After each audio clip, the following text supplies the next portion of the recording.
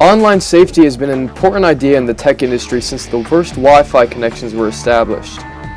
And from the early days of using military supercomputers to send classified messages across nations in the 1960s, to modern-day smartphones which allow for messages to be sent from your pocket all over the world in a blink of an eye, now more than ever, your activity online can change the way you're seen, not just online but in the real world as well.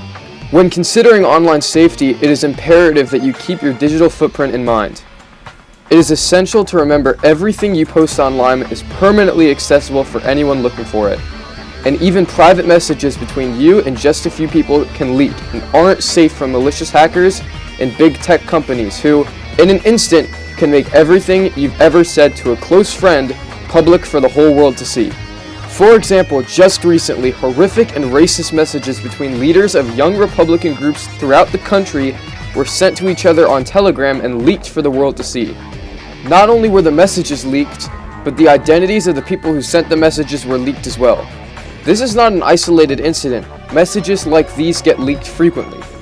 This ties into the idea of online disinhibition, which is the idea that it's easier to say things that are unacceptable to say in person online. These are due to a variety of reasons, chief among them being the sense of anonymity when sending messages online. When sending messages online, there is little worry of immediate physical repercussions, which incentivizes people to say hurtful and downright despicable things they would never say in person.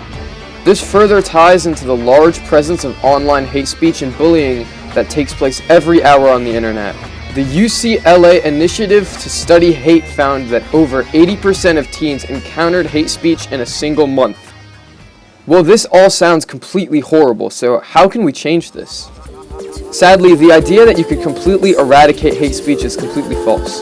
The accessibility of the internet mixed with the feeling of online disinhibition inevitably leads to hate speech continuing to be a prevalent force on the internet.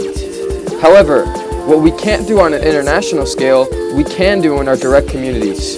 In schools, we can continue to teach our children about the dangers of hate speech and how easy it is to partake in it. These will hopefully lead to less hate speech directly targeting students, as learning about the lives that have been ruined by hate speech would incentivize students not to contribute to it online. As well as this, teaching students to call out hate speech and hurtful language when they see it could help reduce the feeling of online disinhibition and overall lead to a safer environment for students online.